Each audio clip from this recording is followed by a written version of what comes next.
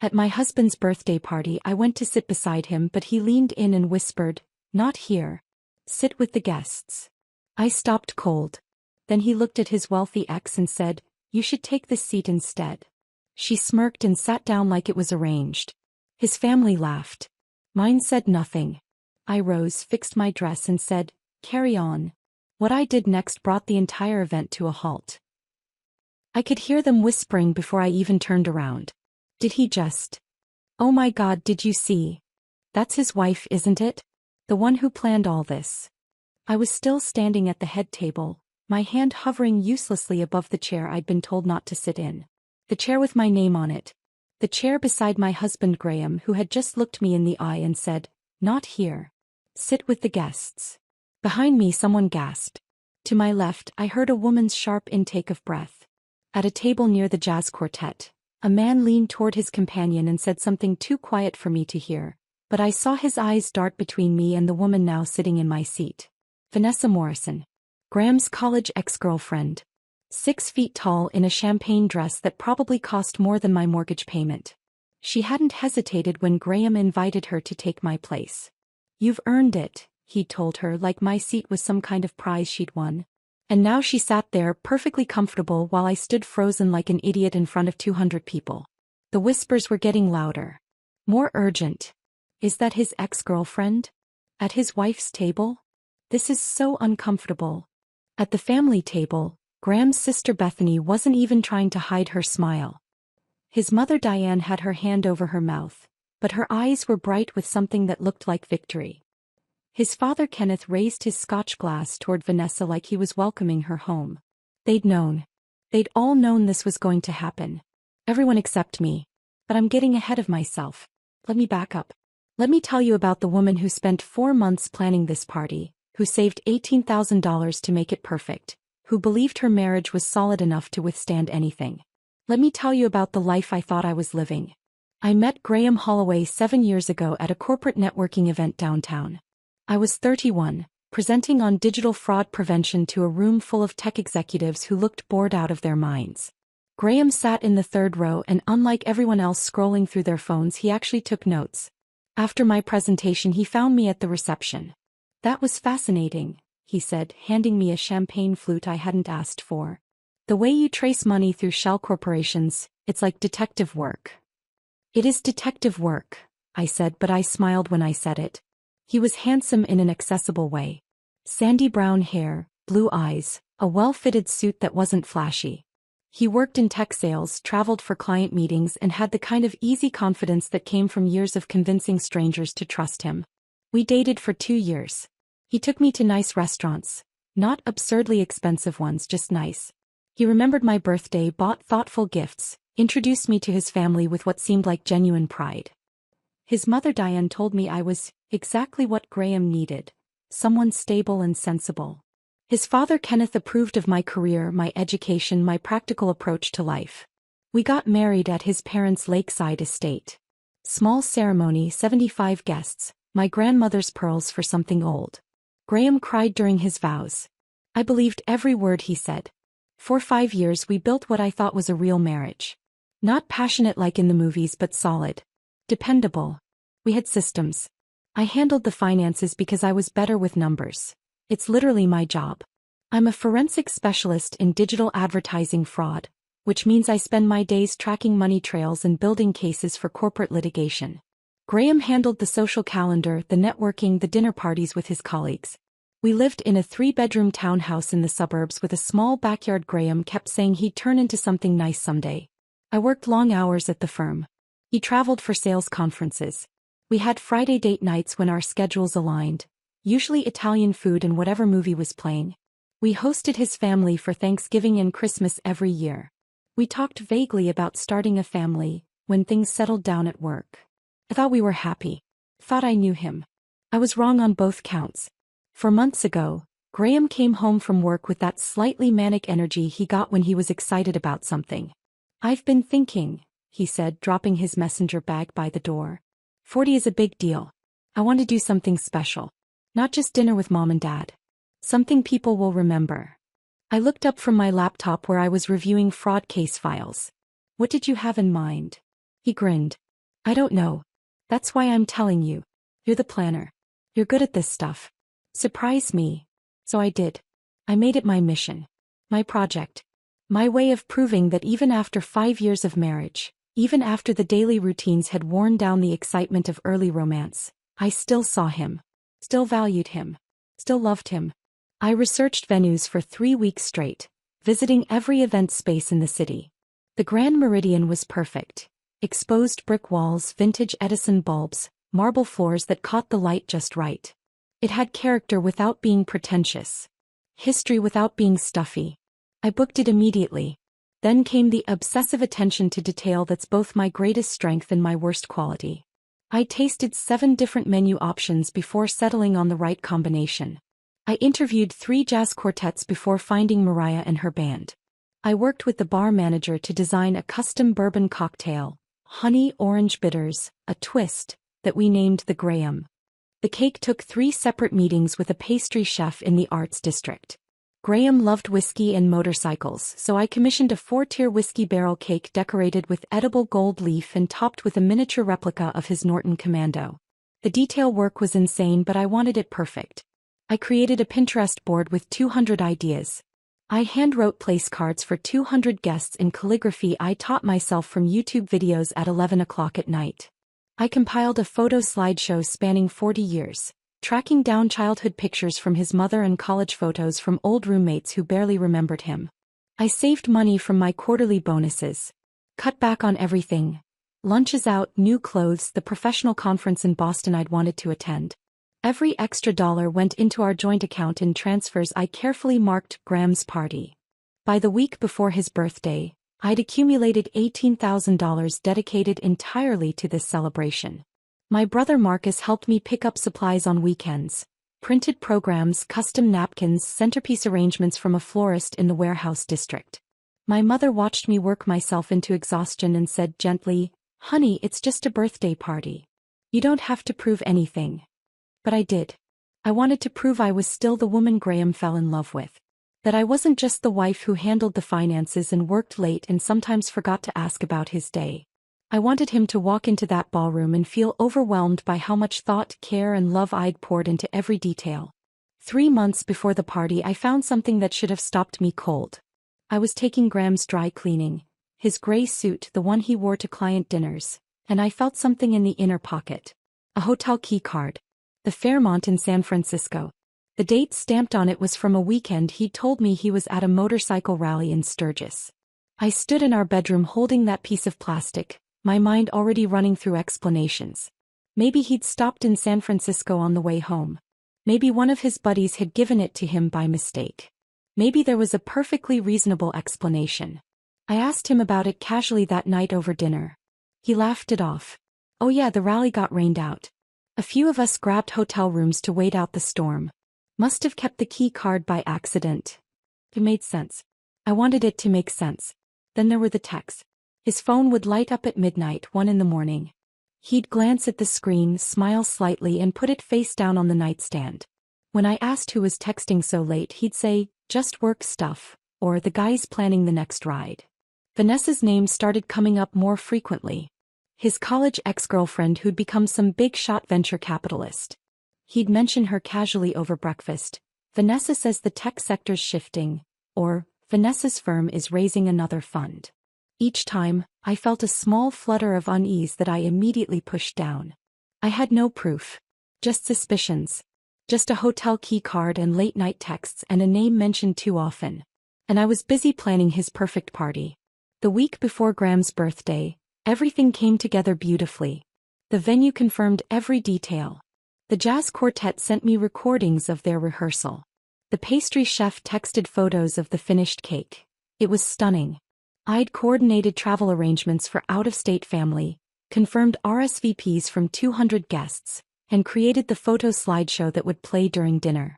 I worked late every night that week, balancing my fraud cases at work with party logistics.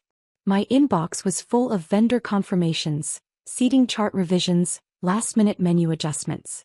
Marcus helped me pick up the programs from the printer. My mother asked if maybe I was overdoing it. But I felt energized. Purposeful. This party was my gift to Graham. Tangible proof that I saw him, valued him, loved him. The night before the event, I laid out my emerald green dress. The one I'd bought specifically for this party. The one that made me feel confident and beautiful instead of like the forensic specialist who spent 12 hours a day analyzing spreadsheets. I paired it with my grandmother's pearl necklace, the one she'd given me a week before she died, telling me it would bring luck and love. I stood in front of our bedroom mirror practicing my smile. Tomorrow 200 people would see Graham and me together. They'd witness the celebration I'd created for him. They'd understand that we were solid. Happy. Tomorrow he'd remember why he married me. Tomorrow everything would be perfect. I believed that completely. Even with the hotel key card hidden in my jewelry box. Even with the late-night texts I'd been ignoring. Even with Vanessa's name coming up just a little too often. I believed it because I'd invested too much to consider any other possibility. The emerald dress hung ready on the closet door. The pearls sat in their velvet box on my dresser. My heels were polished and waiting by the bed. I had absolutely no idea that in less than 24 hours, my husband would publicly humiliate me in front of 200 witnesses, give my seat to his ex-girlfriend, and set in motion a chain of events that would completely dismantle the life I thought we'd built together. But that hotel keycard should have told me. The late-night text should have told me. Vanessa's name mentioned too casually and too often should have told me. I just wasn't ready to listen. Not yet. Not until I was standing at that head table with my hand frozen above my chair, hearing the whispers start behind me, watching his family laugh at my humiliation, and finally understanding that the party I'd planned so carefully wasn't a celebration of our marriage. It was the stage for my replacement. The Grand Meridian Ballroom looked exactly as I'd imagined it during those late nights planning on my laptop. Edison bulbs hung in perfect rows across the exposed brick ceiling, casting warm amber light that made everything look softer, more romantic. The white linens on each table were crisp and gleaming. Centerpieces of white roses and eucalyptus, simple but elegant, sat at precise intervals. The jazz quartet was set up in the corner near the vintage bar, playing something smooth and understated that provided ambience without overwhelming conversation. Guests started arriving at 7. I watched from near the entrance as they filtered in, their eyes widening slightly as they took in the space. I heard the compliments in real time. "This is beautiful. Quinn really outdid herself. Look at those centerpieces, gorgeous." Each compliment felt like validation. Like proof that the 4 months of obsessive planning had been worth it.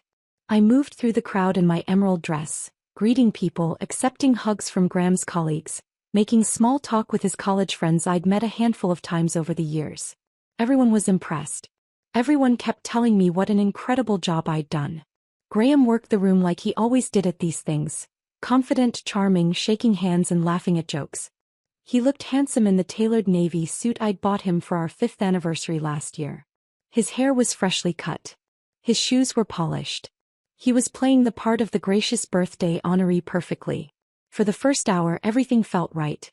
Better than right. It felt like success. I caught his eye once from across the room. He was talking to someone from his sales team, but he looked over at me and winked. Actually winked. My heart lifted. This was good. We were good. The party was bringing us together, reminding us of what we had. I started to relax. Started to let myself enjoy the evening I'd worked so hard to create.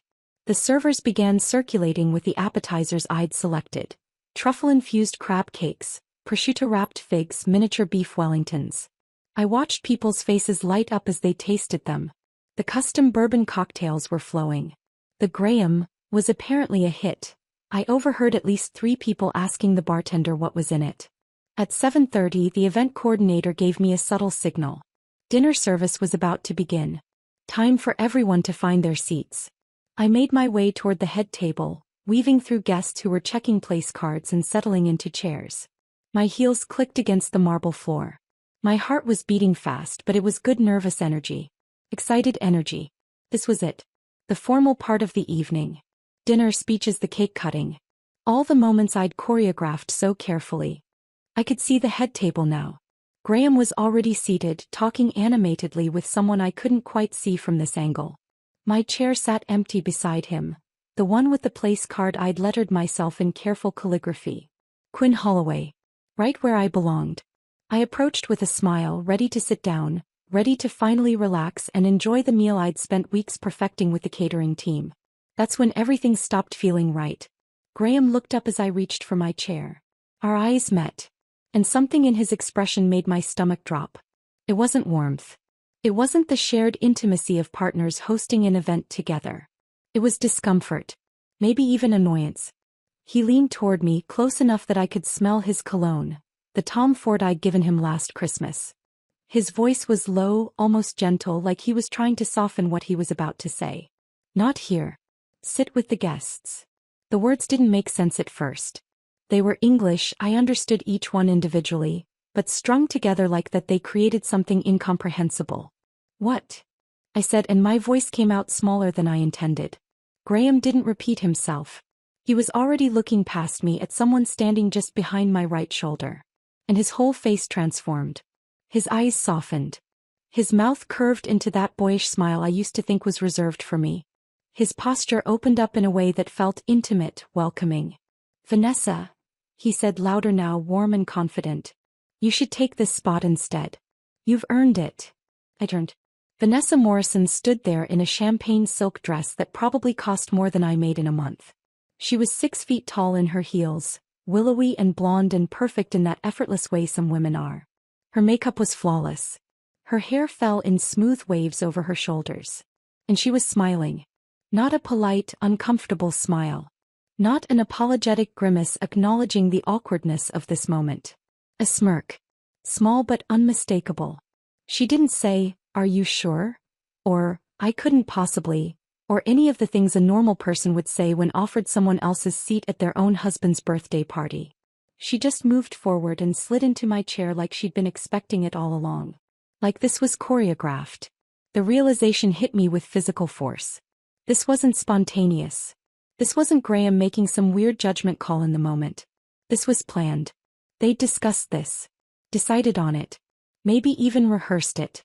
I was still standing there, my hand hovering stupidly above the chair back when I heard it. Laughter. Not from strangers. Not from the far corners of the room where people might not understand what was happening. From the table directly adjacent to ours. Graham's family table. His mother Diane actually clapped her hands together, delighted, her diamond tennis bracelet catching the light. She looked like she was watching the finale of her favorite show, the moment she'd been waiting for all season. His father Kenneth raised his scotch glass toward Vanessa. A toast. A welcome home. His sister Bethany leaned toward her husband and whispered something behind her hand. They both turned to look at me, and Bethany's expression was pure satisfaction. Like she'd just won something she'd been competing for. They weren't uncomfortable. They weren't confused about what was happening. They were enjoying this. The whispers started behind me. I could hear them even over the jazz quartet, even over the ambient noise of 200 people settling into their seats. Did he just... Oh my God. Is that his ex-girlfriend? I looked toward my family's table near the back of the room. My mother's fork had stopped halfway to her mouth. Her face was white, drained of all color. She looked like she might be sick. My brother Marcus had half risen from his chair, his jaw clenched tight, his hands in fists on the white tablecloth. I could see him calculating whether he could cross the room and punch Graham without making things worse. My father just stared, his expression dark and thunderous. But they said nothing. What could they say? This was Graham's birthday party. His event. His night. Standing up and causing a scene would only make things worse for me. So they sat there in stunned, helpless silence while Graham's family laughed. The humiliation was complete. Public. Witnessed by 200 people who would remember this moment, talk about it later, turn it into a story they told at other dinner parties. Every instinct I had screamed at me to run. To grab my purse from the coat check and flee through the nearest exit. To get to my car before the tears came, before the full weight of what had just happened crashed down on me. But I didn't run. Something else was rising through the humiliation. Something cold and clear and absolutely controlled. It moved through my chest like ice water, sharpening my thoughts, steadying my hands, clarifying everything. I smoothed down the front of my emerald dress. The fabric was soft under my palms, expensive, chosen specifically for this night. I adjusted my grandmother's pearls, feeling the familiar weight of them against my collarbone. I tucked a strand of dark hair behind my ear. And then I smiled. Not a big smile. Just a small, pleasant curve of my lips. Carry on, I said, my voice clear and calm, projecting just enough to reach the nearby tables. Please don't let me interrupt. Graham's eyes widened slightly. Just for a second I saw surprise flicker across his face. He'd expected tears. He'd expected me to make a scene, to get emotional, to give him ammunition for whatever narrative he'd been building about me being difficult or unstable or too sensitive. I didn't give him that satisfaction. I turned on my heel, keeping my posture straight, my head high. I didn't rush. Didn't run. Just walked at a normal, unhurried pace toward the ballroom doors. People parted to let me through. I could feel their eyes following me. Could hear the whispers getting louder behind me. But I didn't look back. I pushed through the heavy oak doors and stepped into the marble hallway outside the ballroom. The doors swung shut behind me, muffling the jazz quartet and the murmur of 200 voices. The silence was sudden and absolute. My hands started shaking. The adrenaline I'd been suppressing flooded my system all at once. My heart pounded so hard I could hear it in my ears. But my mind stayed razor-sharp and crystal clear. Because Graham didn't know something. Something I'd been keeping to myself for 3 months, ever since I found that hotel key card. I hadn't just been planning his birthday party. I'd been investigating him. And I had proof of everything. I pulled out my phone with shaking hands and leaned against the cool marble wall of the hallway. The Grand Meridian's foyer was empty except for a coat check attendant who was studiously pretending not to notice the woman in the emerald dress who'd just fled the ballroom. Somewhere behind those oak doors, my husband was celebrating his birthday with his ex-girlfriend sitting in my seat. But I wasn't thinking about that anymore. I was thinking about what came next. I scrolled through my contacts and found the name I needed. Sophia Pacheco. Blackwell and Associates. I'd programmed her into my phone 5 weeks ago under Espidental, just in case Graham ever looked. My finger hovered over the call button. This was it. The moment I'd been preparing for without fully admitting to myself what I was preparing for. Once I made this call, once I set things in motion, there would be no going back. No pretending this was a misunderstanding. No salvaging what was left of my marriage. I pressed call. She answered on the second ring. Quinn. It's happening, I said, my voice steadier than I expected. Execute Plan A. You're sure? Sophia's voice was calm, professional. We'd gone over this scenario twice in her office. I'm standing in a hallway while my husband celebrates with his mistress in my seat at the party I planned. Yes, I'm sure. Hey. I'll file the papers first thing Monday morning. In the meantime, document everything that happens tonight. Photos if possible. Witnesses. I want a clear record of the public humiliation. Understood. Quinn. Sophia's voice softened slightly. Are you okay? Was I okay? I was standing in a marble hallway in a dress I'd bought to make my husband proud, after being publicly replaced by the woman he'd been sleeping with for months. My hands were shaking. My heart was racing. I could feel the weight of 200 people's pity settling onto my shoulders. I will be, I said. I hung up and made my second call. Marcus answered immediately. I'm coming out there. No. Stay where you are. I need you inside in about 15 minutes. Just be visible. Let them know I have family here who saw everything. Quinn, what he did. I know. I know exactly what he did. And I know exactly what I'm going to do about it. Just trust me. 15 minutes. I could hear the reluctance in his silence, but finally he said, okay. 15 minutes. Third call. Jennifer Liu. The Grand Meridian's events manager and my former college roommate who owed me a significant favor from when I'd helped her sister avoid a predatory business loan 3 years ago. Jen, it's me. Oh honey, I saw. I'm so sorry. Don't be sorry. Just tell me you're ready. Pause. Then quieter. Are you sure about this? It's going to cause a scene. That's the point. Hey. Give me your signal and I'll make it happen. Fourth call. This one was going to be interesting. I dialed American Express Fraud Protection. A automated system answered, asking me to describe my concern. I need to report suspicious use of a corporate credit card for personal expenses, I said clearly. The system transferred me to a live person. A woman with a crisp, efficient voice. This is Amanda with Fraud Protection. Can you describe the suspicious activity? A corporate card issued by Morrison Capital Holdings has been used to pay for personal event expenses. Specifically, a private birthday party at the Grand Meridian Ballroom. The cardholder is Vanessa Morrison, and I believe this constitutes embezzlement of corporate funds for personal use. I could hear typing on the other end. And what is your relationship to the cardholder or the corporation? I'm the wife of the person whose party was funded with the corporate card. I have receipts showing the deposit was made from Morrison Capital Holdings business account. More typing.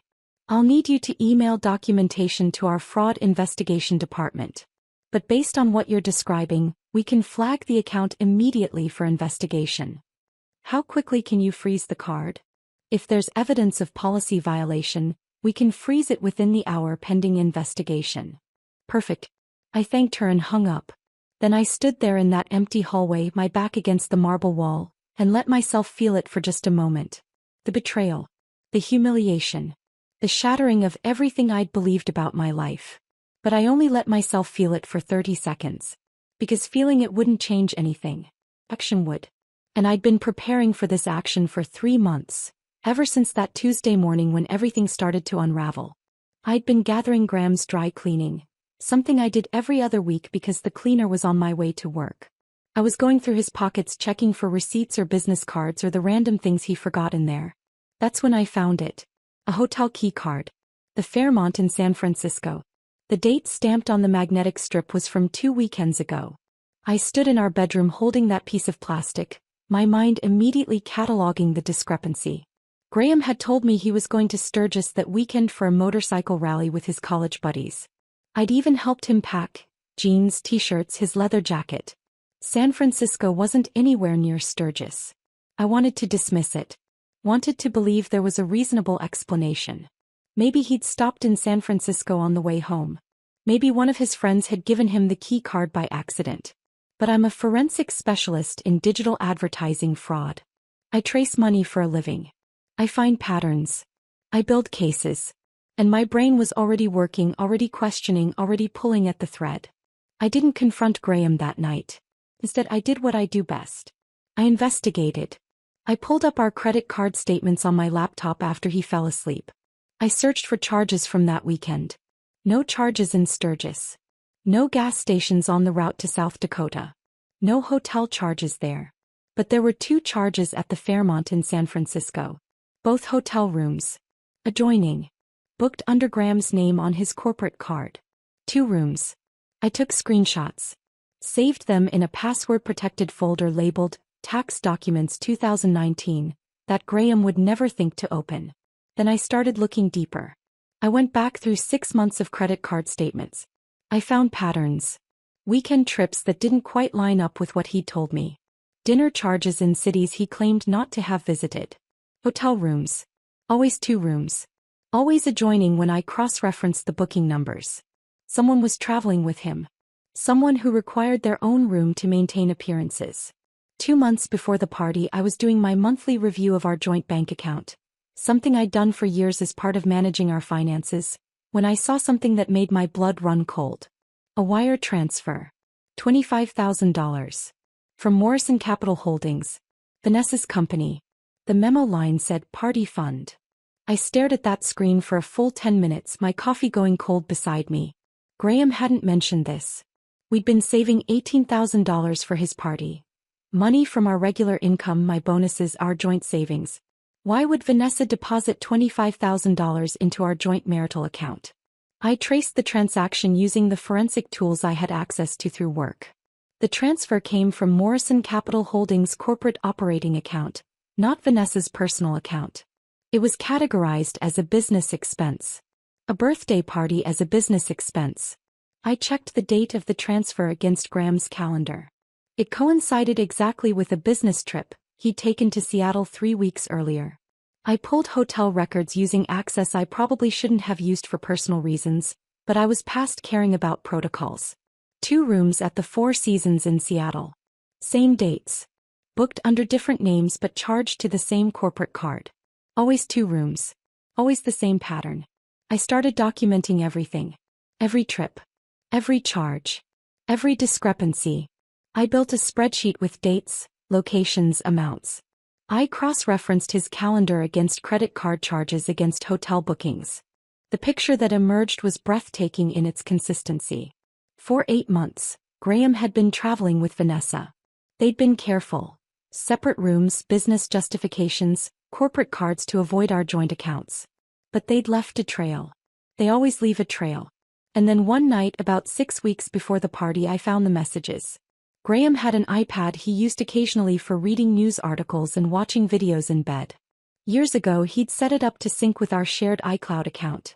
Mostly so family photos would automatically appear on all our devices. He'd forgotten about that setting. I hadn't. One night while he was in the shower I opened my laptop and accessed the message history from his iPad. What I found made my stomach turn. Months of messages between Graham and Vanessa. Starting casual and professional, gradually becoming flirtatious, then intimate, then explicit. Then planning. They talked about our future together. About Vanessa's new fundraising and how they needed to keep things quiet until the timing was right. About how to handle the Quinn situation after the party. The Quinn situation. That's what I was to them. A situation to be handled. I read message after message, watching my marriage dissolve in iMessage bubbles. The party will be perfect, Vanessa had written. A way to introduce us publicly without making it seem sudden. I just need to get through it without Quinn making a scene, Graham had replied. Then we can file quietly. Make it clean. Your family already knows, Vanessa wrote. They're on board. His family knew. They'd all known. They were all in on it. The party I was planning wasn't a celebration of Graham's birthday. It was a stage for my replacement. A public debut of their relationship. A way to transition me out and Vanessa in with minimal disruption to their social circles. I screenshotted everything. Every message. Every photo. Every casual mention of their future plans. I saved it all to an encrypted cloud drive. And then I closed my laptop and went to bed beside my husband like nothing had changed. Because nothing had changed. Not yet. But it would. 5 weeks before the party, I made an appointment with Sophia Pacheco at Blackwell & Associates. She specialized in high-asset divorces and marital fraud. I brought her everything. Printed copies of messages, credit card statements, hotel records, the wire transfer documentation. She read through it all carefully, making notes, occasionally looking up at me with something like sympathy.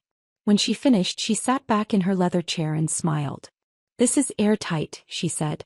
Community property laws mean that $25,000 deposited into your joint account belongs half to you, regardless of who put it there.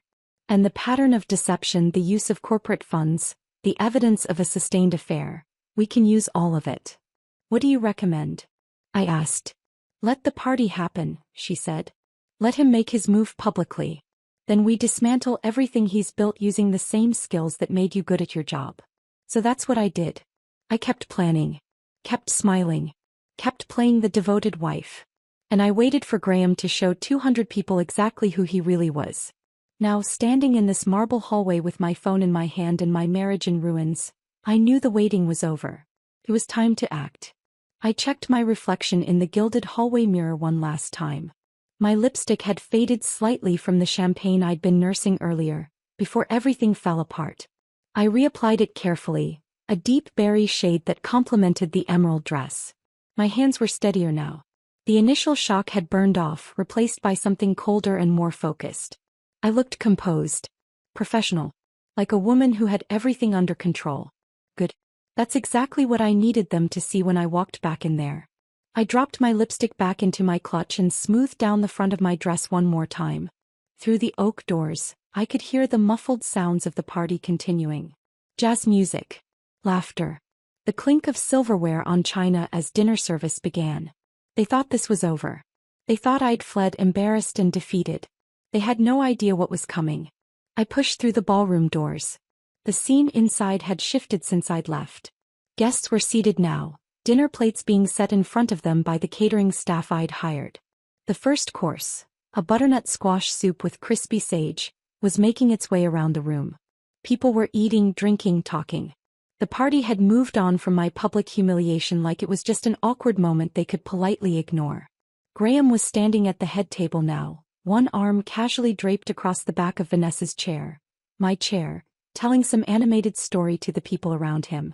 His other hand held a glass of bourbon. He looked relaxed. Happy even. Vanessa sat beside him, laughing at whatever he was saying, her hand resting on his forearm in a gesture of casual intimacy that made my stomach turn. Nobody noticed me at first. I was just another guest moving through the ballroom. But then I walked toward the small stage where the jazz quartet had set up. Mariah, the lead singer, saw me approaching. We'd had a very specific conversation yesterday afternoon when I'd called to confirm the final details of their performance. She thought I was joking at first. Then she'd realized I wasn't. Now she caught my eye and gave me a subtle nod. I stepped onto the stage. Mariah handed me the microphone without a word, then signaled to her bandmates. The music cut off mid-phrase. The sudden silence was jarring. Conversations faltered. People looked up from their soup, confused. 200 faces turned toward me, illuminated by the warm glow of Edison bulbs. I let the silence stretch for just a moment. Let the anticipation build. Then I smiled, warm, gracious, the smile of a woman who's about to give a heartfelt toast. "Good evening, everyone," I said, my voice carrying easily across the ballroom. "I'm Quinn Holloway, and for those of you who don't know me, I'm Graham's wife." I paused, letting that word land. Wife. Present tense. "I want to thank you all for coming tonight to celebrate Graham's 40th birthday. It means so much to both of us to see you here, especially those of you who traveled from out of state. Your presence makes this night truly special." Scattered applause. Uncertain smiles. People weren't sure where this was going yet. At the head table, Graham had gone very still. Vanessa's hand had slipped off his forearm. "As most of you know, I planned this entire celebration," I continued, my tone light and conversational. "I spent 4 months coordinating every detail because I wanted Graham's milestone birthday to be perfect. The venue, the menu, the music, that beautiful cake you'll get to enjoy later. Every single element was chosen with care." More nods. A few people glanced at Graham, then back at me. Of course, planning an event of this scale requires significant resources. The Grand Meridian doesn't come cheap. Neither does a live jazz quartet or premium bar service for 200 people, or a custom whiskey barrel cake with edible gold leaf. I was still smiling. Still pleasant. Like I was just making polite small talk about party logistics. The total cost came to $43,000. Quite an investment, wouldn't you say? But worth it for the man I love. The room was completely quiet now. You could have heard a pin drop. "What's interesting though," I continued, "is how that $43,000 was funded. I thought Graham and I had been saving together from our joint account. The account we've shared since we got married 5 years ago. The account that's supposed to represent our partnership, our shared financial future." I turned to look directly at Graham. His face had drained of all color. But when I reviewed our bank statements, and I do that regularly, it's kind of what I do for a living, I discovered something fascinating. Only $18,000 came from our actual savings. The other $25,000 was deposited 6 weeks ago via wire transfer from Morrison Capital Holdings. Gasps rippled through the crowd. Several people turned to look at each other, confused. "For those keeping track," I said, "Morrison Capital Holdings is Vanessa Morrison's venture capital firm. That's Vanessa right there." I gestured toward the head table, sitting in what was supposed to be my seat at my husband's birthday party. Every eye in the room swung toward Vanessa. She looked like she wanted to disappear through the floor. Now I asked myself, why would my husband's ex-girlfriend wire $25,000 into our joint marital account? That's incredibly generous, isn't it? Unless... I paused, tilting my head thoughtfully. Unless it's not generosity at all. Unless it's an investment. In her future. The silence was absolute now. Nobody was eating. Nobody was drinking. They were all staring at me, transfixed. See, I did some more digging. It's kind of my specialty, actually. I'm a forensic specialist. I track money trails and find patterns for a living. And the pattern I found was absolutely fascinating. I started walking slowly across the stage, my heels clicking softly on the wooden platform. Hotel reservations in San Francisco, Seattle, and Miami over the past 4 months. Always 2 rooms booked. Always on weekends. Graham told me he was at motorcycle rallies or industry conferences. Always paid for by Morrison Capital Holdings corporate card. Someone in the back of the room audibly gasped. And this venue? I gestured around the ballroom. The Grand Meridian that we're standing in right now? The deposit was paid with Vanessa's corporate American Express card. I have the receipt. along with receipts for the cake, the jazz quartet, and about half the catering. Graham was standing now, his chair scraping loudly against the floor. "Quinn, that's enough." "Oh, I'm just getting started, honey," I said sweetly, turning to face him directly. "Because here's where it gets really interesting. I also found messages. Text messages from your iPad that backs up to our shared iCloud account. Did you forget about that feature?" His eyes went wide with something close to panic. "Messages discussing our future together," I continued, my voice carrying to every corner of the room. "Messages about how to handle the Quinn situation after the party. About filing for divorce quietly, so it wouldn't disrupt your work relationships or Vanessa's fundraising round." The room erupted in shocked murmurs. Several people had their phones out now, recording this. "Perfect. Let them record it. Let them post it on social media. Let everyone see." "So really," I said, raising my voice to be heard over the growing noise, "this isn't my husband's 40th birthday party funded by our marriage. This is Vanessa Morrison's coming out party, funded by her corporate accounts, announcing to all of you that she and Graham are together. And I, the actual legal wife, was just supposed to sit in the guest section and watch it happen. Quietly. Gratefully." My voice had gone hard on those last words. Graham was moving toward the stage now, his face flushed with anger or embarrassment. I couldn't tell which and didn't care. "You're being ridiculous," he hissed as he reached the stage. "Making a scene." "Am I?" I turned to face the room again. "Because I have screenshots, bank records, hotel receipts, a complete financial trail documenting an 8-month affair funded partially by our joint marital assets. I'd say that's worth making a scene about, wouldn't you?" "This is insane," Vanessa said, standing up. She looked furious and terrified in equal measure. "Graham, we should leave." "Oh, please don't leave on my account," I said pleasantly. "You've invested so much in this evening. $25,000, plus the venue deposit, plus all those hotel rooms. You should stay and enjoy it." I glanced at my watch. Right on schedule. Although, actually, you might want to leave in the next few minutes. Because there's about to be a problem with the payment. As if on cue, Jennifer appeared at the ballroom entrance. She'd changed into her professional events manager blazer and had her tablet in hand. She looked appropriately distressed. "I'm so sorry to interrupt," she said, her voice carrying across the now silent room, "but we have an urgent issue with the billing for tonight's event. The credit card used for the deposit has been reported for fraudulent use." The timing was perfect. Flawless. Vanessa's face went white. "What? That's impossible." "Is it?" I asked, turning to her with mock concern. "Because I called American Express Fraud Protection about 45 minutes ago. I had some questions about whether a corporate card issued for business expenses can legally be used for personal events. Turns out it can't. It's actually considered embezzlement if the expenses aren't business-related." I let that word hang in the air. Embezzlement. "And I'm fairly certain," I continued, "that your board of directors would agree my husband's birthday party doesn't qualify as a legitimate business expense for Morrison Capital Holdings." The color drained from Vanessa's face completely. Her venture capital firm was in the middle of raising a major new fund. I'd done my research. A whiff of financial impropriety could tank the whole thing. "You can't do this," she breathed. "I already did. Your corporate card is frozen pending investigation. Which means the venue deposit, all the advance payments to vendors. Everything is now in dispute."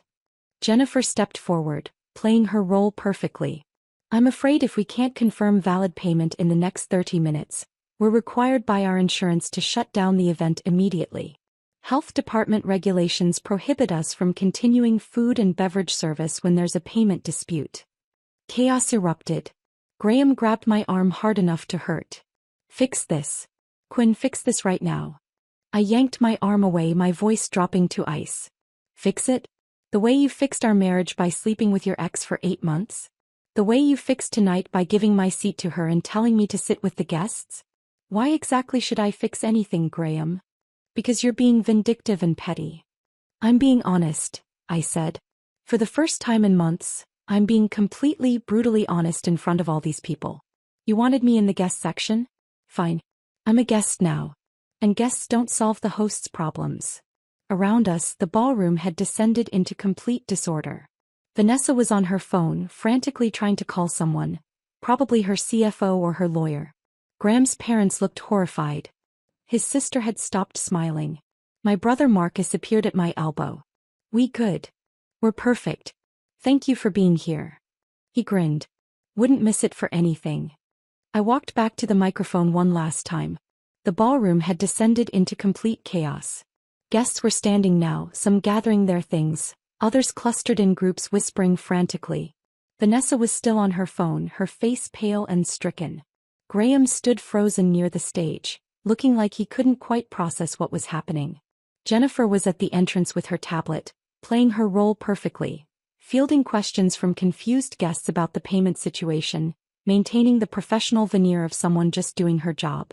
I tapped the microphone twice. The feedback screeched through the speakers, cutting through the noise. Everyone turned to look at me again.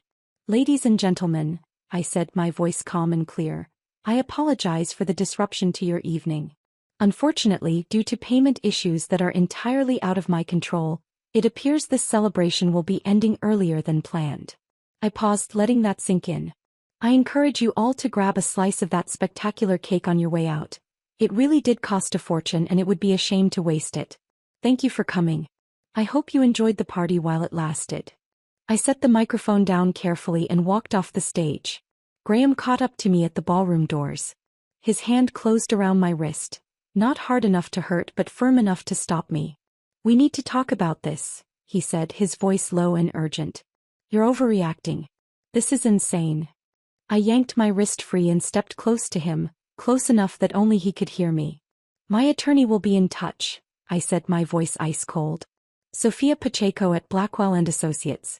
She'll explain how community property works in this state, and why that $25,000 Vanessa deposited into our joint account belongs half to me. She'll also explain what happens when someone uses marital assets to fund an affair." His eyes widened. You can't." "I already have," I said. "You made a choice tonight, Graham. You chose to make me small, to erase me, to reduce me to a guest in my own life. I'm just making sure everyone sees exactly what that choice looks like." I turned and walked away without looking back. Behind me, I could hear the venue staff beginning to shut down. Lights coming up, music equipment being packed away, servers starting to clear tables. The party was over. But for me, everything was just beginning. The first call came at 6:15 the next morning. I was lying in my childhood bedroom at my mother's house, staring at the ceiling, trying to convince my body that sleep was still possible even though my mind was racing at 1,000 miles per hour.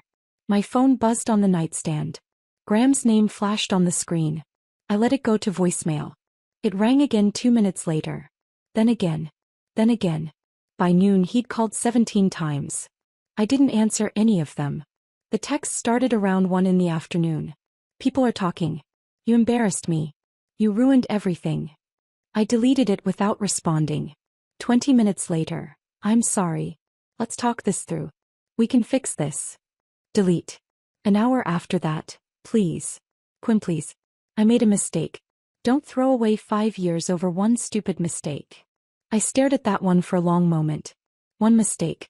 Like the affair had been a single lapse in judgment instead of 8 months of deliberate deception. I blocked his number. Marcus had stayed with me that first weekend. He'd driven me to our mother's house right after the party while I sat in the passenger seat trying not to fall apart completely.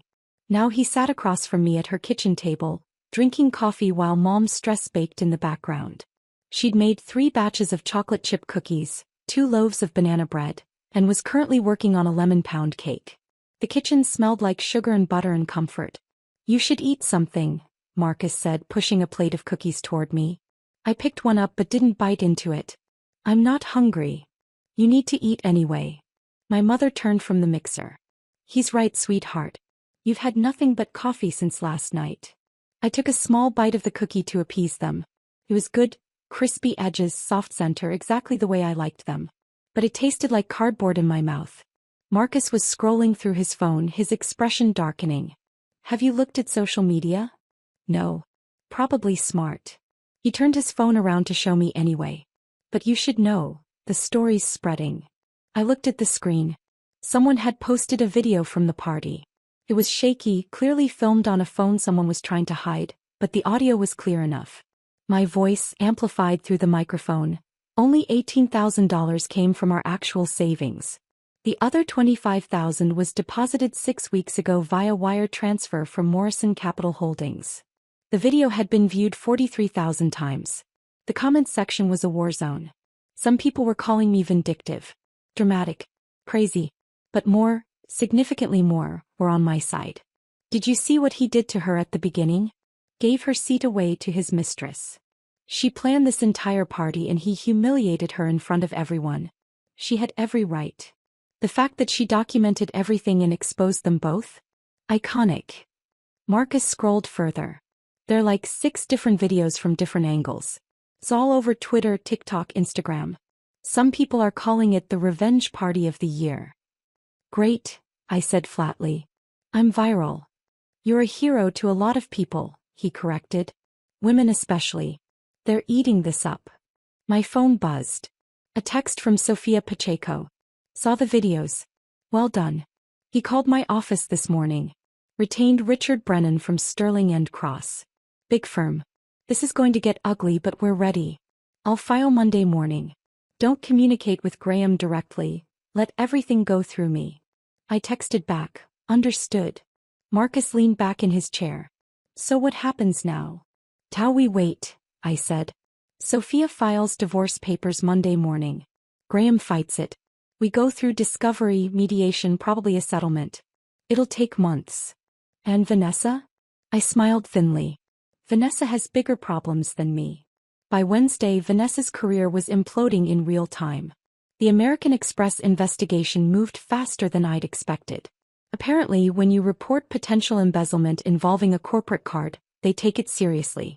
By Tuesday afternoon, Morrison Capital Holdings Board of Directors had been notified. By Wednesday morning, Vanessa had been placed on administrative leave pending an internal audit. Marcus showed me the tech blog headlines over breakfast. Morrison Capital CEO placed on leave amid fraud investigation. Vanessa Morrison steps down during corporate card probe. The articles were careful with their language. Lots of alleged and pending investigation, but the damage was done. Morrison Capital was in the middle of raising a $50 million fund from institutional investors. A whiff of financial impropriety, even just the appearance of it, was catastrophic. By Friday, Vanessa had resigned as CEO to pursue other opportunities. The investors pulled out. The fundraise collapsed. Her reputation in the venture capital world was destroyed. I should have felt triumphant. This was exactly what I'd intended when I made that call to American Express. Instead, I felt hollow. Not because I regretted it. I didn't.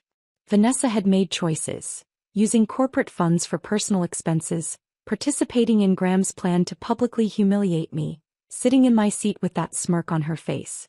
But watching her career disintegrate in real time reminded me that this whole situation was destroying multiple lives, not just mine. Then I remembered that smirk and the hollow feeling passed. Graham's family went completely silent. No calls. No texts. Nothing.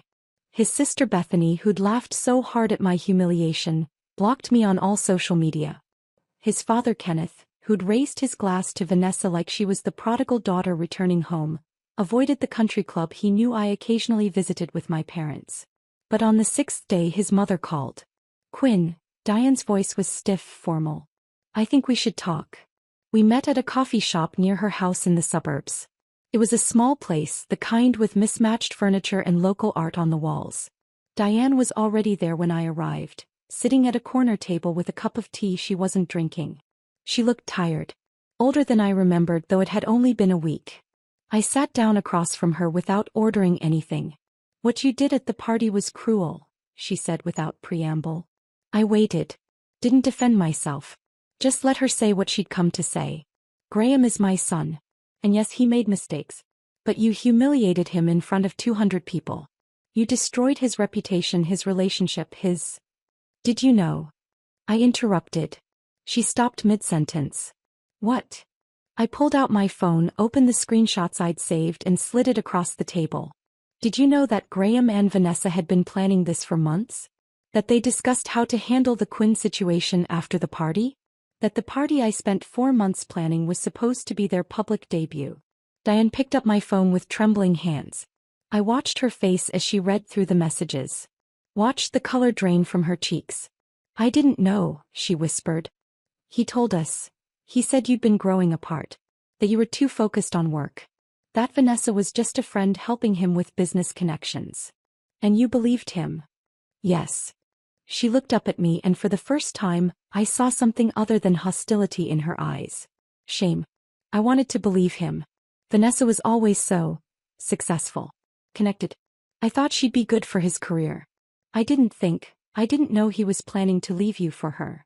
You laughed, I said quietly. When he gave my seat away. You laughed. I know. Her voice broke slightly. I thought it was just. I don't know what I thought. That it was a joke maybe. Or that you'd agreed to it somehow. I didn't understand what was really happening until later and by then. She set my phone down carefully. I'm sorry. For laughing. For not seeing. For not questioning. I'm sorry. I nodded slowly. Thank you. We sat in silence for a long moment. What happens now? Diane asked. Now I divorce your son and move on with my life. She looked like she wanted to argue but she didn't. Instead she just nodded and stood up, leaving her untouched tea on the table. I watched her walk away and felt something shift. Not forgiveness exactly. But maybe the beginning of it. 2 weeks after the party my boss Margaret called me into her office. I'd been bracing for this conversation. Office gossip travels fast and I knew everyone at the firm had heard about what happened. I expected awkwardness, maybe some gentle suggestion that I take personal time to deal with things. Instead Margaret smiled at me. Close the door and sit down, she said. I did.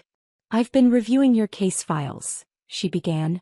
Your work on the Pemberton fraud case last quarter was exceptional. And I heard about your personal situation, the way you documented everything, built an airtight case against your husband. I felt my face flush. I didn't mean to bring personal drama too. She held up a hand. Let me finish. We're creating a new division focused specifically on corporate fraud investigation. High-stakes cases, complex financial trails, the kind of work that requires someone who's not only technically skilled but also strategic and unshakable under pressure. She leaned forward. I want you to lead it. I stared at her. What?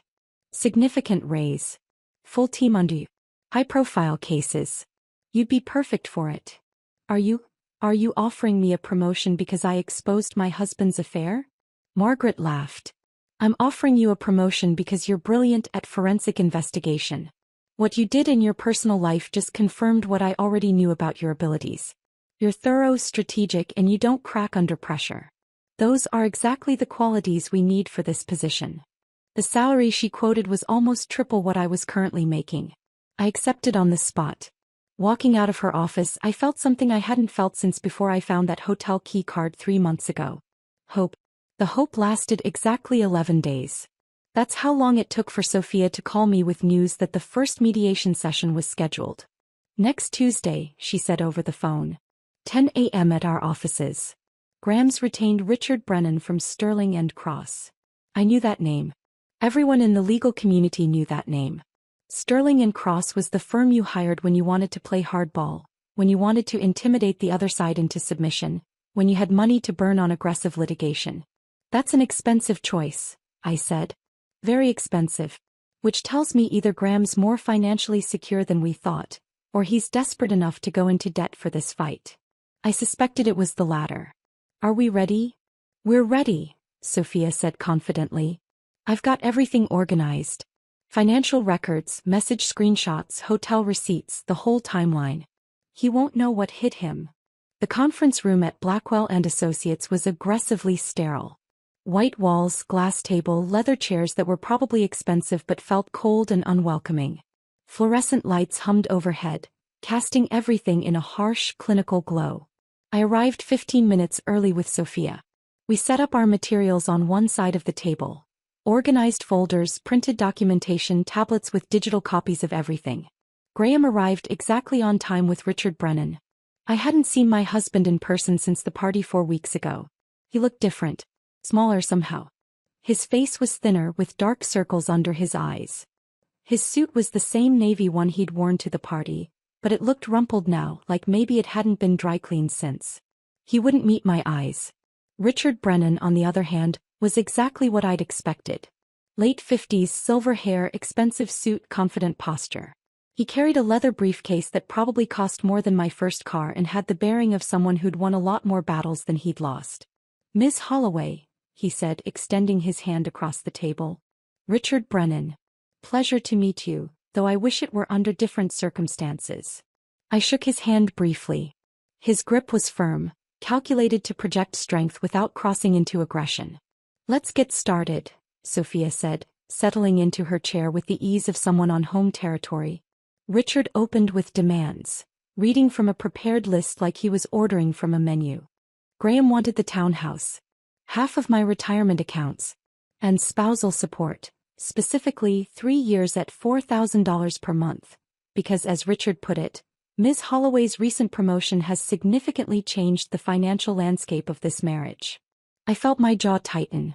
He wanted spousal support. From me. After everything. Sophia didn't flinch. She'd expected this. "Interesting," she said, her voice pleasant and professional. "Let me present our counter-proposal." She slid a folder across the table to Richard.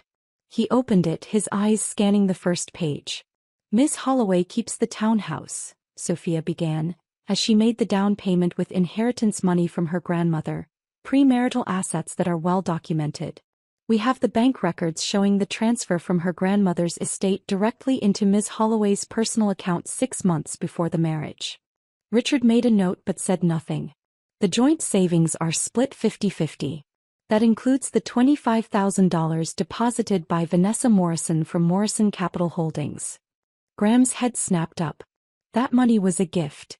A gift deposited into a joint marital account becomes marital property under state community property laws, Sophia said smoothly. Half of it belongs to Ms. Holloway regardless of the source. Richard held up a hand. "Continue. Mr. Holloway will pay Ms. Holloway alimony for 3 years at $2,000 per month, calculated based on the 5-year duration of the marriage and his pattern of financial deception during that marriage." "Pattern of deception is a strong accusation," Richard said. Sophia slid another folder across the table. This one was thicker. Hotel receipts documenting Mr. Holloway's travel with Vanessa Morrison over an 8-month period. Credit card statements showing charges for gifts, dinners, and accommodations. And text messages from Mr. Holloway's iPad discussing plans for their future together and strategies for handling the Quinn situation. I watched Graham's face go pale.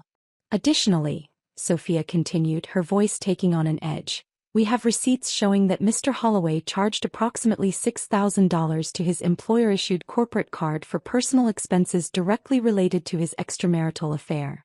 Richard's expression tightened. "Corporate card fraud is a serious accusation." "It's a serious violation," Sophia agreed.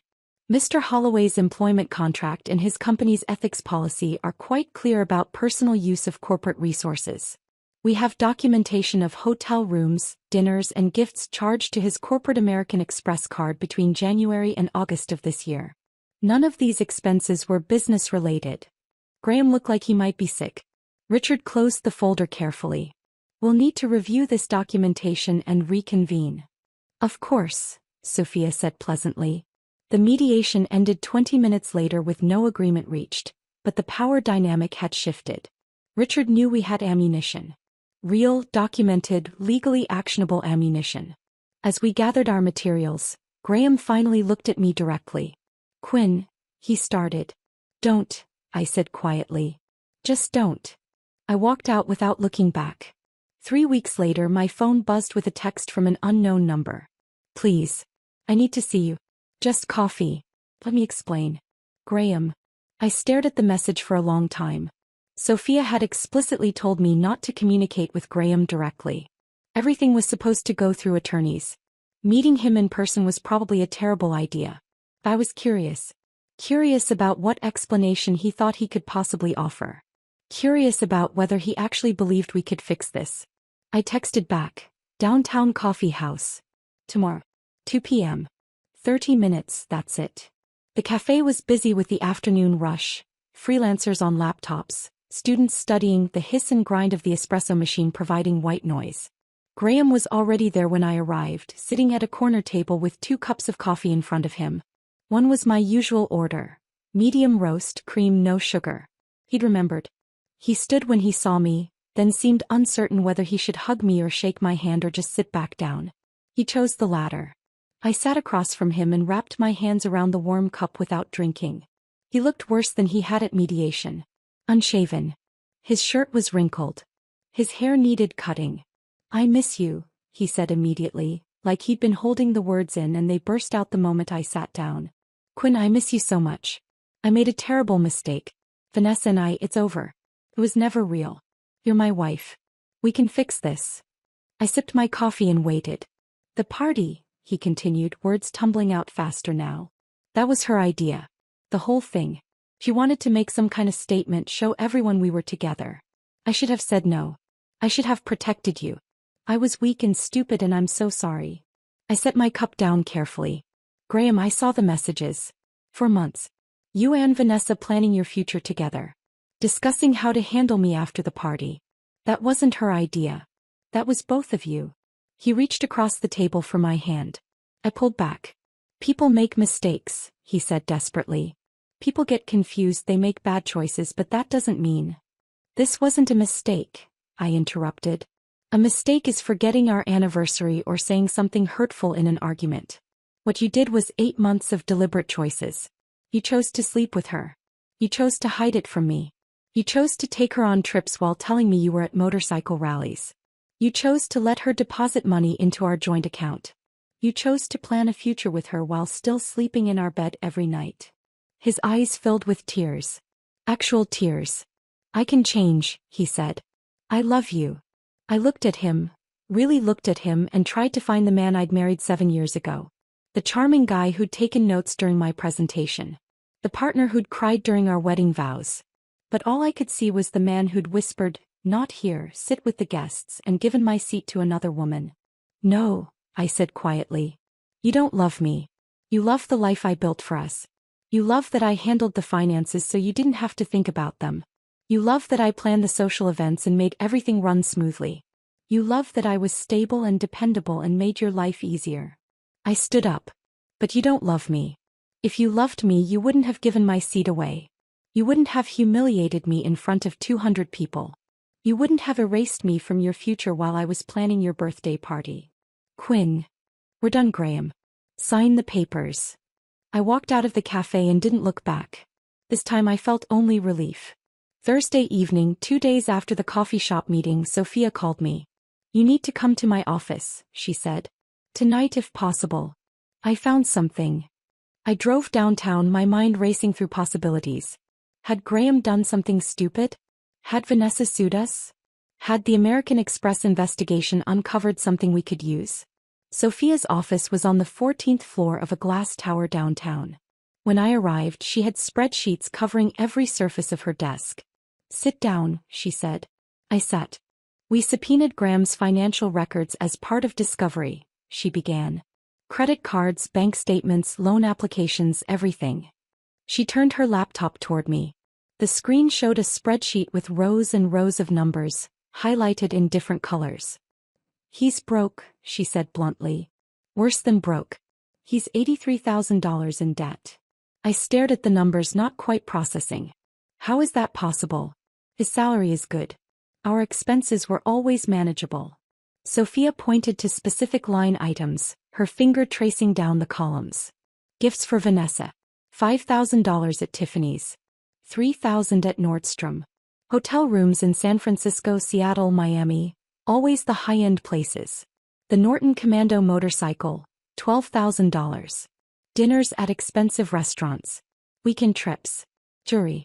He's been financing this entire affair on credit for 8 months. The champagne silk dress. The confident way Vanessa had carried herself. The ease with which Graham had traveled for his business trips. All of it bought with borrowed money I'd known nothing about. The townhouse payments? I asked, my throat tight. Current, Sophia said. He couldn't hide those because they came from the joint account you monitored. But everything else. Credit cards in his name only, personal loans you didn't co-sign, even a payday loan from last month, he maxed them all out. Does Richard know? Not yet, They'll discover it in their own review of the documents, but we found it first. She leaned back in her chair. This changes everything. Graham isn't just unfaithful. He's financially reckless and buried in secret debt. If you stayed married to him, some of this debt could become your problem depending on state laws and timing. I felt sick. What do we do? Sophia smiled grimly. We use it as leverage. 2 days later, Richard Brennan called Sophia with a settlement offer. She conference called me into the conversation so I could hear it firsthand. My client is prepared to offer the following, Richard began, his voice carefully neutral. 50-50 split of all actual marital assets. Ms. Holloway keeps the townhouse based on the premarital inheritance documentation. Mr. Holloway will pay alimony at $2,000 per month for 3 years. And Mr. Holloway takes sole responsibility for all debts incurred in his name only during the marriage. That last part was key. Graham would own all $83,000 of his secret debt. After the call ended, Sophia looked at me. This is actually a fair offer, she said. Better than fair given that we could probably push for more. But it would mean months, maybe years of litigation. Court appearances. Depositions.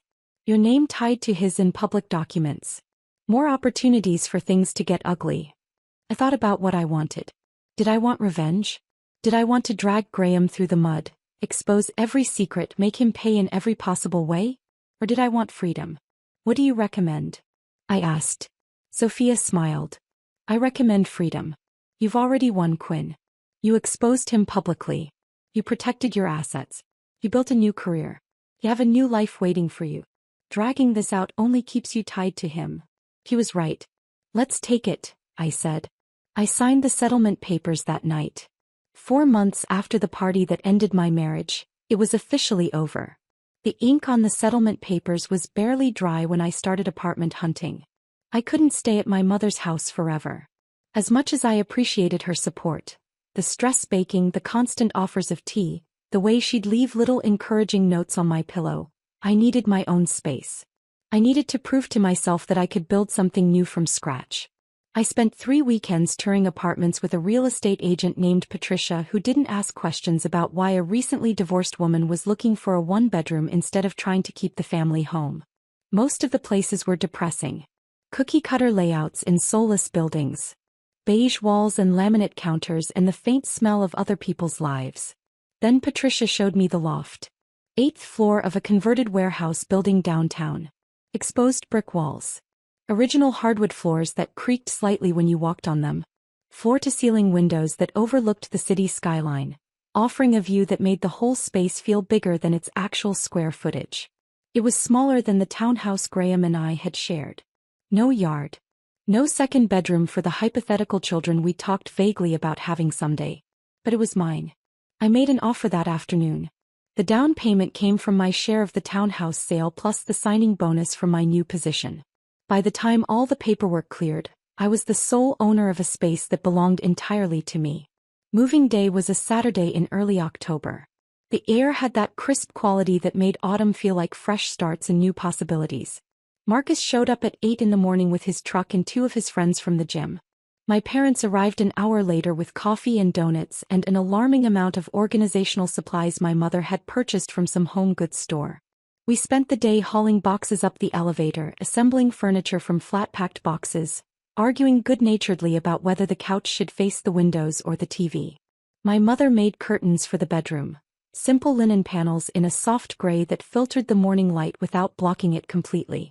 My father installed floating shelves in what would become my home office, making sure each one was perfectly level, checking and rechecking with the kind of meticulous care that made me realize where I'd gotten my attention to detail.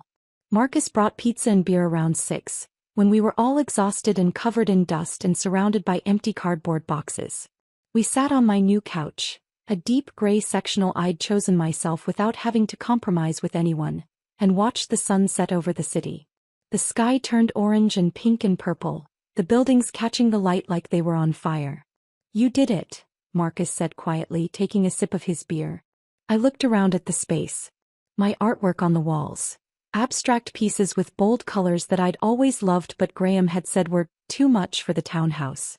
My books on the shelves organized the way I wanted them. My furniture, my choices, my life. Yeah, I said. I really did. For the first time in months, I felt something that wasn't anger or hurt or the hollow satisfaction of winning a battle. I felt peace. Work became my sanctuary. The new division I was leading, corporate fraud investigation, started with just 5 people. 3 senior analysts I'd worked with before, plus 2 new hires fresh from forensic accounting programs. We set up in a corner of the office that had previously been used for storage. I fought for better equipment, dual monitors for everyone, access to enhanced database tools, a proper conference room instead of the makeshift space we'd been assigned. Our first major case came in November. A manufacturing company suspected their CFO of embezzling funds through a network of shell companies. The board had noticed discrepancies but couldn't trace the money. That's where we came in. I assigned different team members to different aspects of the investigation. Bank records, vendor contracts, payment authorizations, travel expenses. We built a timeline spanning 3 years, tracking every suspicious transaction, every unusual pattern. The CFO had been clever. He'd hidden the money well, layering transactions through multiple accounts, using legitimate vendors as cover for fake invoices. But he'd left a trail. They always leave a trail. We found it, documented it, built a case so airtight that the company's legal team settled with the CFO before it ever went to court. The manufacturing company recovered $4 million. Our second case closed in January. An insurance fraud scheme involving falsified claims and kickbacks to medical providers. We traced the money through 6 states and 17 different accounts. Another win. By March, my boss Margaret was presenting our division at the quarterly leadership meeting. She stood in front of the entire firm's management team and called me the future of forensic investigation at this company. Industry publications started calling. Could I speak at a conference in Chicago? Would I be interested in writing an article about pattern recognition in fraud investigation? Did I have time for an interview about building effective forensic teams? My career, which I'd always been good at but never particularly passionate about, suddenly felt like more than just a job. It felt like purpose. I was making a real impact. Catching people who thought they were too smart to get caught. Protecting companies from internal threats. Using the same skills I'd used to dismantle my own husband's deception to help other people find the truth. I was good at this. Better than good. And people were finally recognizing it. 6 months after the divorce was finalized, I stopped at a coffee shop near my office during my lunch break. It was a small place, the kind with mismatched furniture and local art on the walls and baristas who remembered your order. I'd started going there regularly, enjoying the anonymity of being just another customer instead of that woman from the viral party video. I was waiting for my latte when I saw her. Vanessa Morrison. She was sitting alone at a corner table looking at her laptop, wearing jeans and a plain sweater instead of the designer clothes I'd always seen her in. Her hair was pulled back in a simple ponytail. No makeup. No jewelry except for small stud earrings. She looked smaller somehow. Diminished. Our eyes met across the coffee shop. For a long moment we just stared at each other. Every instinct told me to grab my coffee and leave. To avoid the awkwardness, the potential confrontation, the reminder of everything that had happened. But I was tired of running from things. I picked up my latte and walked over to her table. Vanessa. She looked up at me, her expression wary. Quinn. I wasn't sure you'd speak to me. I sat down across from her without asking permission. I wasn't sure I would either. But I'm curious. What happened after everything? She closed her laptop slowly. You want the honest answer? I wouldn't have asked otherwise. She exhaled and I saw something in her face I'd never seen before. Exhaustion. Maybe even regret. I lost my firm, she said quietly. The board forced me out when the American Express investigation concluded. It didn't matter that I eventually paid everything back. The damage was done. Investors pulled out of the fundraise. Partners left. The whole thing collapsed. She wrapped her hands around her coffee cup like she needed something to hold on to. I had to liquidate everything to cover debts and legal fees. The condo, the car, the investment portfolio. I'm working as a consultant now. Small clients. Nothing like what I had before. I'm basically starting over. I should have felt satisfaction. This was exactly what I'd intended when I called American Express that night. But instead I felt something more complicated. Not quite sympathy, but but recognition that her life had imploded just as thoroughly as mine had. "I'm sorry," she said, looking directly at me. "For what we did to you. For my part in it. It was cruel and cowardly. You deserved better than that." I considered her apology, weighed it against the memory of her smirk as she slid into my seat, against the months of secret planning, against the casual way she'd helped Graham erase me from his life. "Yes," I said finally. "I did deserve better. But in a strange way you gave me something unexpected." She looked confused. "Clarity," I continued. "I spent 5 years making myself smaller to fit into Graham's life. Making compromises. Ignoring my instincts. Convincing myself that stability was the same thing as happiness.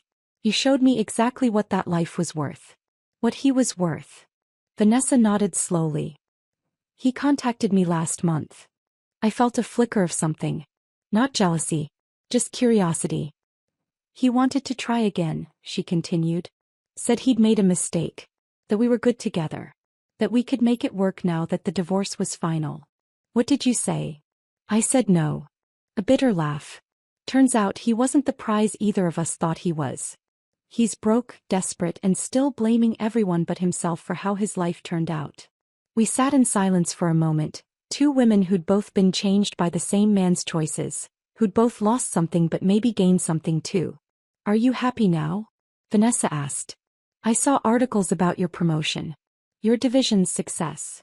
"I am," I said, surprised to realize I meant it. "Actually happy. Not comfortable or stable or settled. Happy." "I'm glad," she said, and she sounded like she meant it too. We talked for 20 more minutes. Not as friends, we'd never be that. But as two people who'd survived the same storm and come out the other side changed. When I left, I felt lighter somehow. The anger I'd been carrying for months, the sharp edges of betrayal and hurt, had finally smoothed into something I could hold without cutting myself on it. Not forgiveness exactly, but release. 9 months after the divorce was finalized, Graham called me. The number was new, he must have gotten a different phone, but his name popped up when it rang. I almost didn't answer. I'd moved on. Built a new life. I didn't need to hear whatever he had to say. But curiosity won out. "Quinn," his voice sounded rough, tired. "I know I shouldn't call. But I needed you to know. I'm sorry. For everything. The party, Vanessa, the humiliation, all of it. I destroyed the best thing in my life." I sat down on my couch, looking out at the city skyline through my floor-to-ceiling windows and waited. "I'm in a bad place," he continued. "Financially, I mean. The debt's crushing me. I had to sell the Norton, move to a smaller place. Work's been rough. They almost fired me over the corporate card thing. And I think about you all the time. About what we had. What I threw away." There was a long pause. "Is there any chance at all, that we could try again? Start over? I've changed, Quinn. I really have." "No," I said, my voice firm and clear. "There's no chance, Graham. But what we had wasn't real. It was me making your life comfortable while you took me for granted. It was me building something while you were planning your exit. I'm not that person anymore. I've changed. Maybe you have. But it doesn't matter. I'm happy now. Actually happy. I have a career I love, a home that's mine, a life I built for myself. You taught me something valuable, Graham. I don't need you. I never did." I heard him exhale shakily on the other end. "I really messed up," he said quietly. "Yes. You did. Goodbye, Graham." I hung up and immediately blocked the new number. And I felt nothing. No anger. No sadness. No lingering attachment or what. Just complete, total indifference. He was part of my past now. A chapter that had closed. And I was fine with that. I set my phone down on the coffee table and stared at the blocked number confirmation on the screen. Graham was gone. Not just from this conversation but from my life completely. No more calls. No more texts. No more chances for him to try to pull me back into his orbit. I walked to the floor-to-ceiling windows of my loft and looked out at the city. It was late afternoon, the sun starting to dip toward the horizon, painting the buildings in shades of gold and amber. 2 years had passed since the party that ended my marriage. 2 years since I stood in that ballroom and watched my husband give my seat to another woman. 2 years since I'd walked out with my head high and dismantled everything he'd built. And in those 2 years I'd built something entirely new. Sunday mornings became my favorite time of the week. I'd wake up slowly without an alarm in a bedroom that was entirely mine. No compromises about the duvet cover or whether the curtains should be blackout or sheer. My mother had made simple linen panels in soft gray that filtered the morning light without blocking it completely. I'd make coffee in my kitchen. A real espresso machine I'd bought myself, not the basic drip coffee maker Graham had insisted was good enough. I'd learned to pull shots that were actually decent with proper crema and everything. Then I'd sit on my gray sectional couch with a book or my laptop or sometimes just the view, watching the city wake up below me. This particular Sunday morning, 2 years and 1 month after the divorce, I sat with my coffee and a croissant from the bakery downstairs, reading an article in Forbes. Rising Stars in Corporate Fraud Prevention, the headline read. My photo was on page 3. Professional headshot, confident smile. The caption identifying me as Director of Corporate Fraud Investigation at one of the city's top forensic firms.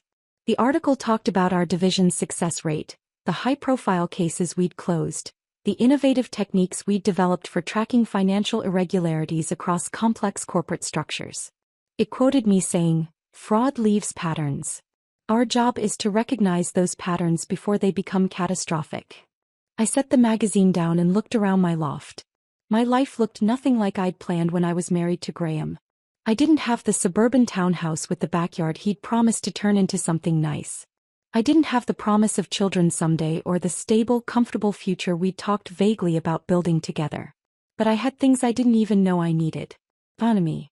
The ability to make every decision about my life without consulting anyone or compromising or making myself smaller to accommodate someone else's preferences. Respect. From my colleagues, from my team, from the industry professionals who now sought my opinion on complex cases. Purpose. Work that felt meaningful instead of just a job I was good at. And peace. Real peace, not the fragile stability I'd mistaken for happiness during my marriage. My division had grown from 5 people to 12. We handled cases across 3 states now. I'd been promoted twice more since that initial jump to division director. My salary had tripled, then quadrupled. I'd traveled for work. Boston for a conference on financial ethics, Chicago for a major case involving healthcare fraud, Denver for a speaking engagement at a forensic accounting summit.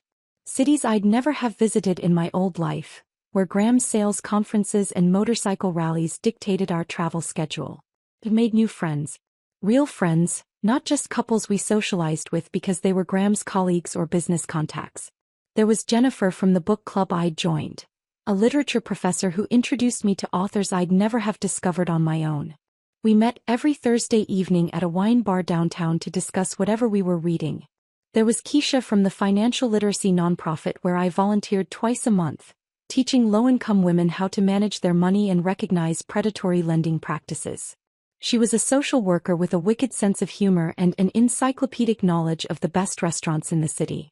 My family was closer than ever. I had brunch with my parents every other Sunday at a cafe near their house. My mother had stopped stress baking and started oil painting, creating abstract pieces that now hung in my loft. My father had retired and taken up woodworking, building me a beautiful desk for my home office. Marcus and I texted almost daily. Stupid memes, article recommendations, updates about our lives. He'd met someone, a woman named Stephanie who worked in urban planning, and watching him fall in love reminded me that good relationships existed. Partnerships built on respect and honesty instead of deception and gradual erasure. You seem lighter, my mother had told me at brunch last week. Happier. More like yourself than you've been in years. He was right. I started dating again 18 months after the divorce was finalized. The first few attempts were disasters. Awkward coffee dates with men who talked about themselves for 45 minutes straight. Dinner with a lawyer who spent the entire meal checking his phone. Drinks with a software engineer who asked if I was really a director or if that was just a courtesy title. I almost gave up. Then I met David Park at a conference on financial ethics in Boston. I was presenting on pattern recognition in corporate fraud. He was in the audience taking notes in an actual notebook instead of on his phone or laptop. After my presentation, he approached me at the reception. "That was fascinating," he said, handing me a glass of wine I hadn't asked for but accepted anyway. "The way you traced that embezzlement scheme through the shell companies, elegant work. We talked for 3 hours. About forensic accounting, about healthcare fraud cases he'd worked on, about the intersection of ethics and investigation, about everything and nothing. When the reception ended, we exchanged numbers. Our first real date was 2 weeks later at a small Thai restaurant near my loft. David was soft-spoken, thoughtful, with dark eyes and a dry sense of humor that snuck up on you. He asked about my work.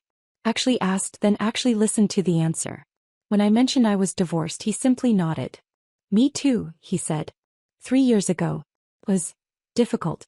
But it taught me a lot about what I actually need in a partner. Honesty. Respect. Someone who doesn't need me to be different than I am. We'd been seeing each other for 6 months now. It was different from Graham. Quieter. Less intense. Built on mutual respect and genuine interest in each other's lives rather than the initial spark of attraction that burned bright and fast. David asked my opinion on things. He listened when I talked about work instead of waiting for his turn to speak. He didn't try to solve my problems or manage my decisions or suggest that maybe I was overreacting when something bothered me. We were taking it slow. Both of us carried scars from our previous marriages. Both of us were cautious about diving into something serious too quickly. But there was possibility there. Real possibility. And for the first time since Graham, I wasn't afraid to explore it. I saw Graham one last time on a Thursday evening in late November. I was leaving a work event downtown. A networking mixer for forensic professionals that had run longer than expected. It was dark, the streets lit by storefronts and streetlights, the air crisp with the promise of winter. I was walking toward the parking garage when I spotted him on the sidewalk about 20 feet ahead. Graham. Alone. Carrying a worn messenger bag, walking with his head down like he was trying to be invisible. He looked older. Graying at the temples. Lines around his eyes that hadn't been there 2 years ago. His coat looked thin for the weather, his shoes worn at the heels. He hadn't seen me yet. I could have walked past.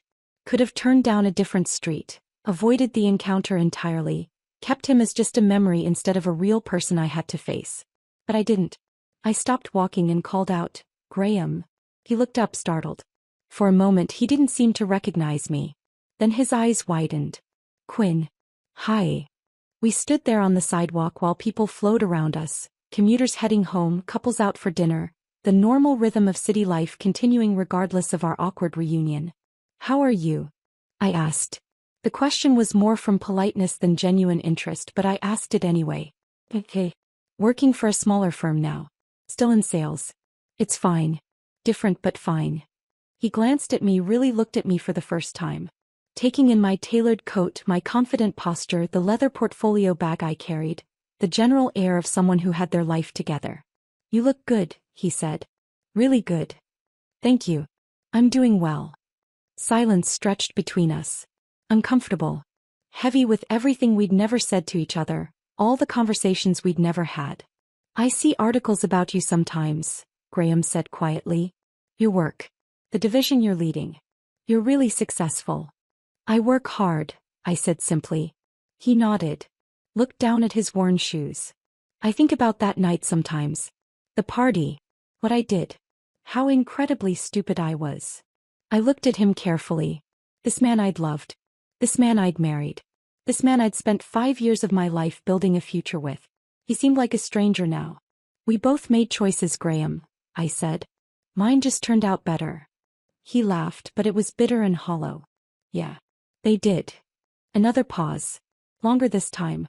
"I should go," I said. "I have plans." "Right. Of course." He hesitated. "It was good seeing you, Quinn. Take care of yourself, Graham." I walked away without looking back. He was truly, finally, completely part of my past. Late that night, I sat by my floor-to-ceiling windows with a glass of red wine, looking out at the city lights spread below me like stars that had fallen to earth. I thought about that moment in the Grand Meridian Ballroom. Graham leaning close, whispering those 5 words, "Not here. Sit with the guests."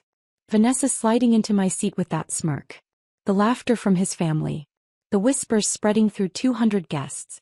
The humiliation washing over me in waves.